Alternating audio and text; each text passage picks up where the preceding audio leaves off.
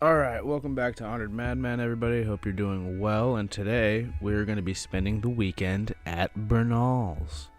Basically, by that I mean we're going to be taking a closer look at just who this mysterious, recusant weapon master actually is. They always say that Vike was the greatest tarnished, and that he came the closest to becoming Elden Lord, although I would say that Bernal actually made it much further than Vike, but with a different goal in mind. His goal, of course, was to burn the erdtree.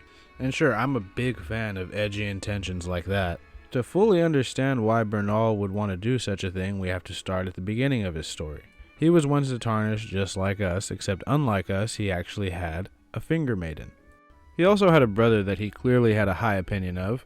We don't know who this guy was, but he appears to be dead by the events of the game, evidenced by Bernal inheriting his brother's will. We can kind of speculate on who his mysterious brother was. I mean, it could just be some unnamed, unmentioned character, separate from any other, little lore connections. But that's boring, that's no fun. I think his brother could be either Godfrey or Vike. That would be the most interesting. For the longest, I just thought, it'd probably Godfrey's brother. That'd be cool. I mean, there's not really much, or if anything, to back that. But then I saw people saying that they think Vike is Bernal's brother, and I think that that would make it a lot more interesting, because they're already two sides of the same coin. One is the chosen of beasts, and one is the chosen of dragons, but we'll get to all that later. Presumably, Bernal was one of the first tarnished to return to the Lands Between after the Great Banishment, and as previously mentioned, he had a finger maiden. So, as a tarnished, aspiring weapons master, they ventured far and wide to find the secret of his art. Like all other tarnished, Bernal's goal during this time was likely to become the next Elden Lord, whereas his own personal goal was to master all weapon arts. An interesting thing to note is that Bernal wears a unique set of Beast Champion armor. This sort of implies that the Beastmen, and by default the Golden Order, was sort of betting on him to become the next Elden Lord. He was their favored pick. Now maybe saying the Golden Order is a little bit too far, so at the very least the Beastmen were betting on him to win, which, as I mentioned earlier, is similar to how the dragons were seemingly betting on Vike to win the whole Tarnished Bowl. And just like Vike, he probably could have won it all and taken the Elden Throne, been the next Elden Lord. But circumstances would arise and would not be overcome, or at least overcome in a way that ended with them on the Elden Throne. They would both take different paths, but again, this is mainly about Bernal, not Vike. I keep getting off subject. So after all of Bernal's adventuring with his finger maiden, they eventually, presumably, reached Flame Peak in the mountaintops of the Giants. And this is where the famous Beast Champion's faith would finally be shattered, when his beloved finger maiden threw herself into the Flame of Ruin, and presumably died in agonizing pain because she wasn't a kindling maiden. Bernal didn't know there was a difference. But in all seriousness, though, this divine treachery or divine comedy was the metaphorical straw that broke the camel's back for this old weapons master. What followed was presumably several years of an increasingly cynical Bernal ruthlessly hunting down and learning weapon arts. Well, that is until he came across Volcano Manor and its eccentric leaders Rykard and Tanith. It's not hard to see why Bernal threw in with these people. Rykard had made his own fame by declaring that he would burn the erdtree, and he was already waging war on the forces of the divine capital, while the rest of the demigods fought each other over the runes. Bernal thought he was destined for greatness. He thought he was the Beast Champion. The Beasts were it seemed like they were pretty high on the Greater Will's list of henchmen. I mean, Malekith was a beast man. I think it's safe to say that the Beast truly did believe that Bernal was destined to become the next Elden Lord, but likely Marika's scheming is what actually prevented this from happening. Anyway, the end result was that Bernal was now vehemently against the Golden Order, and he was now with others of a similar mindset. And following Rykard's feeding himself to the Great Serpent and Tanith taking over, Volcano Manor was sort of reorganized into a Tarnished Hunters Guild. To the surprise of absolutely no one, Bernal excelled at this sort of work. Being a weapons master who had pretty much mastered every weapon art you could think of, he quickly became the manor's top hunter. Some believe that he was selected to carry out Rykard's will, following the demigod's demise at the hands of some nameless tarnished. Now this, to me, is evidenced by him possessing such items as the Devourer's Scepter and the Blasphemous Claw, although those could have just been awarded to him for killing a lot of powerful tarnished. I do think that the two things don't have to be mutually exclusive, though. It could just be both. It could very well be because of him being such a prolific tarnished hunter that he was selected to carry out Rykard's will, but there's sort of little way to know for certain. Now, when the player first meets Bernal, it's likely in this War Master's shack in the Stormlands, where he plays the role of a world-weary mentor. And while I don't think all of this personality is an act, I do think that he uses this tone to disarm people, and then follows it up with an offer to teach them some sort of weapon art. It's honestly genius. Now, not far from where his shack is located, if you head towards the Colosseum, you might get invaded by a certain recusant named Henricus. Now, Henricus might be a spy for Gideon the All-Knowing, but that's altogether irrelevant right now. Now, his close proximity to Bernal makes me think that Bernal is sort of assessing Henricus's battle abilities, or maybe just assessing his ability to replicate the weapon arts he taught him. Or just them being near each other and both being recusants is just a coincidence, which again to me is kind of boring, but you can't rule it out. I like it because it makes Bernal seem a little bit better than the run-of-the-mill mentor character we get in these games. Shit, maybe he's assessing both the tarnished and the recusant by offering all those who pass by his shack lessons in weapon art so that they can adequately defend themselves or at least put up a fight against Henricus, who will likely invade them after they leave his shack.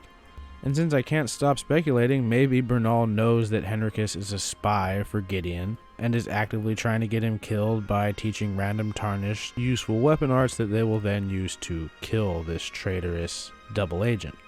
The next time the player will encounter Bernal is in Volcano Manor proper, after the player makes it there via a number of different ways. And after joining the recusants and introducing yourself to Bernal a second time, we get our glimpse at who he truly is, or at the very least who he has become, after years of hunting his own kind. Instead of going insane like Yura and succumbing to the flame of frenzy, he's become much more cynical and pragmatic about his place in the lands between.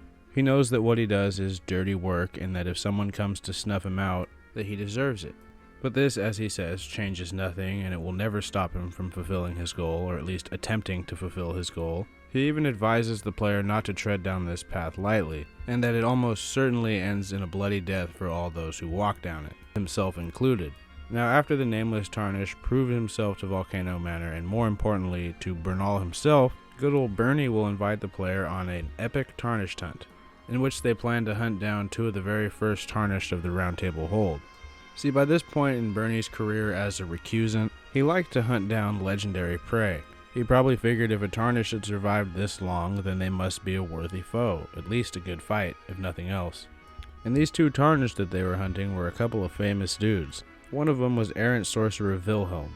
Now this guy was quite the sorcerer. He achieved a glintstone crown, specifically the Heriodas one, that was granted only to scholars who have engaged in nomadic study away from the academy. I suppose this is hinted at by the word errant being in his name. He's also one of the few sorcerers to have made contact with the primeval current, the legendary unstable source of all glintstone sorcery, that few had made contact with and remained unchanged. I mean, look at Lusat and Azur. And it was said that he did all this sort of behind the scenes. They called him a silent seeker of sorcery. The other unfortunate tarnished mark was none other than Raging Wolf Vargrim, whose biggest dream was to become Hokage, Shadow, which I think is translated to Kage in Japanese. I don't know, I'm pretty bad at this. If so, there's a joke in there if anybody wants to make one. But anyway, Vargrim's dream was to become a shadow to an Empyrean, which unfortunately for him was impossible. Shadows are created by the Greater Will from beastmen and probably bits of the Golden Order itself, and tailor-made for each specific Empyrean that was granted one. They're not tarnished who dress up as wolves and swing around a big coiled sword. Now, because he possesses the Glomide Queen's sword, I can only assume that she was the Empyrean whose shadow he had aspired to be, although it looks a little too late for that. We all know the Glomide Queen, though, Marika's old anime rival. Well, before her and her godskins were all defeated by Malekith, who ironically was Marika's Empyrean shadow. Anyway, I'm getting off subject here, but these two goofballs were actually the best of friends, Wilhelm and Vargrim. It's said that they were both led by guidance of, presumably, grace, to a confrontation with one another and were imprisoned in the physical Round Table hold which was located in Leyndell. And I imagine they've just been here since they got trapped, because that's exactly where Bernal and the player are able to track them to.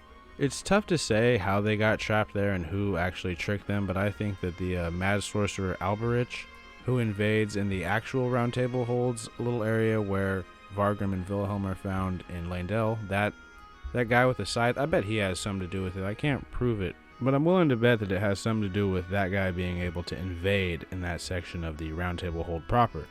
So after Bernie and good old nameless tarnished man, or woman, eliminated these two legendary figures, they went back to the volcano manor and Bernal greeted them with a job well done and a fancy reward. Bernie is also shown to be the only one who fully understands what Volcano Manor is supposed to be, and holds no ill will towards the player for killing Rykard when the time comes. As he puts it, the strong take, such is our code. Rykard was prepared to meet a gruesome end the minute he took blasphemy unto his flesh, but he also accepts that Volcano Manor without its larger-than-life demigod figurehead was effectively no more. But that doesn't necessarily mean that the dream is dead, at least not for Bernahl. He mentioned something about still being able to fulfill an old promise, and that as the last two standing, they had hunted their own and taken what was theirs. The time to finally burn the erdtree had come. And oh boy did Bernie take what was his. By this point, he's claimed both the Devourer's Scepter and the Blasphemous Claw. Basically, outside of the Blasphemous Sword, those are the two most important Rykard artifacts. The design of the Devourer's Scepter is supposedly based on a vision that Richard had of a serpent eating the world. This vision he happened to have in his final minutes before he was fully consumed and merged with the Great Serpent. It also possessed a pretty sweet life drain effect similar to the sword, but not quite the same. But arguably the more interesting artifact was the Blasphemous Claw, which was said to be traces of the Rune of Death that were granted to Rykard from his sister Ranni for the important part he played in her schemes. Knowing that if the great shadow Malekith had ever found out about Rykard's hand in her schemes, he would most certainly come looking for the Praetor, so the Blasphemous Claw was effectively Rykard's insurance, something to give him a fighting chance against the personification of death itself, or at least that's how Malekith liked to style himself. But the Blasphemous Claw allows one to parry Malekith's red attacks, or at least some of them. Anyways, before leaving, Bernie declares his intention, to us the player and to all the world, that the greater will itself will fall to his blade, either out of a lasting grudge he had against them for tricking him and his finger maiden into becoming unwilling cogs in their system, or if nothing else to make all the killing he did at Volcano Manor actually be worth something. Maybe out of some kind of sense of giving his life some meaning just before his death, since he'd arguably spent the last few decades, years, maybe even centuries, I don't know of tarnished age, being extremely cynical about the world because of the cards he was dealt. But he's now fully committed to carrying on the torch of destroying the erdtree and killing the greater will, if for no one else but himself, which I think is pretty cool. Which, I don't know about you guys, but I think it's pretty cool. I genuinely like characters that are willing to doom the world for their own personal reasons, or as a side effect of their own personal reasons. I think of Brad from Lisa the Painful, myself in Fable 2. I know The Last of Us was all trying to make a point by like, look, you're the bad guy, you've doomed the world. But at the end of the day, there was no proof that there was ever going to be a cure made from Ellie's blood. Just like in Lisa the Painful, there was no chance that Buddy wasn't going to get immediately murdered as soon as she left Brad's protection. But again, I'm getting off subject, I'm getting sidetracked. We're talking about good old recusant Bernie. So after he's like, BRB, I gotta go kill God, that's pretty much the last time you guys meet as friends. And since there's no Rykard ending, any sort of ending to this story you have planned will no matter what be fundamentally against Bernahl's goals. I guess besides the Flame of Frenzy, but I don't think that's his plan either. I don't think he wants to completely burn away the world. He just wants to kill the greater will, and shit, I don't even think that that would doom the lands between. It would honestly just free them, in a sense, from the clutches of this really weird, mysterious outer god that we actually know very little about. But I think killing the greater will also destroys any protection the lands between had against other outer god threats. Not saying it did a bang-up job before, but it did keep them from completely taking over. And you guys know me, I'm not on the greater will side or anything. I'm just saying it's foolish to believe that they're the worst outer god. But yeah, since no matter what ending you choose, it's going to go against his plans, the next time you two meet will be his enemies. And it doesn't happen until Farum Azula, which is interesting, because Bernahl is the beast champion, so maybe that's why he was able to get to Farum Azula. Maybe he always had some kind of way in. I mean, the beast men favored him, so why not? You'd think the dragons would have done something similar for Vike, but I guess they washed their hands with him after he got led astray by Shabriri. Anyway, another explanation for how Bernie was able to make it this far could be the secret entrance into Farum Azula, well, a secluded section of Farum Azula to us, located in 4 belfries, which I think was how Rykard was able to help Ranni steal the Rune of Death somehow. I can't exactly pinpoint the specifics, but I'm almost certain they used that portal to get in to Farum Azula to steal the Rune of Death, and that Rykard likely facilitated this, and that's why he was awarded the Blasphemous Claw from his sister Ranni. But that is all entirely speculation. Anyway though, Bernal sets up an ambush site, likely for the player because he knows he's got a powerful foe that's now going directly against his plans. Plans he directly explained and detailed to this friend turned adversary. But he has a bunch of beastmen play dead and help him ambush the player. The player quickly dispatches him, and that's pretty much where Bernal's story ends. The player then takes up the Devourer Scepter and the Blasphemous Claw, and in a way, carries on Bernal's legacy. And as of right now, that's really all I have to say about Bernal. This video was supposed to be out like a week ago, but I had a birthday and a bunch of other shit happened, nonsense and whatnot. But anyway, it's finally out now, and I hope you guys enjoyed it. If you liked the video, please like it. If you disliked it, please dislike it. And if you like listening to me ramble about video games, then definitely stay tuned and hit that subscribe button. That would really help the channel out. We've got a lot of interesting stuff coming. I'm finally about to break into other video game content. I know I've been talking about it at the end of videos for months and months now. And I'm not saying I haven't done videos on other topics. I've covered little bits of God of War and Legend of Zelda and all that. But there's a lot of video ideas that are basically just perfectly done already, and I just need to actually put them into video form that are for other games. So expect some of that stuff in the very near future. But without further ado, let's have that outro, shall we?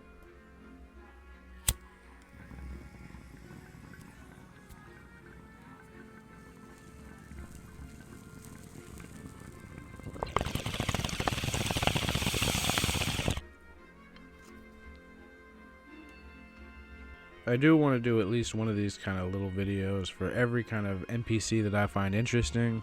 I've got a few actually coming, one about EG. I don't know if I'm going to do one about Vike anytime soon, but I do kind of want to now, especially maybe the tale of how he got led astray by Shabriri, who knows. Like I always say, I'm never going to not do From Software game content. That's going to be always my main thing. I just like to branch out a little bit, you know. There's plenty of game franchises I love just as much as Dark Souls. But yeah, stay tuned for more Honored Madman coming soon. For example, why Oblivion is Bethesda's magnum opus. Sundays on Honored Madman. You've come to understand now, eh? To take power and make it his own. The recusant must hunt his own kind. To raise the flag of revolt against this sanctified pillaging, we recusants must become the most wretched of predators. All you can do is laugh.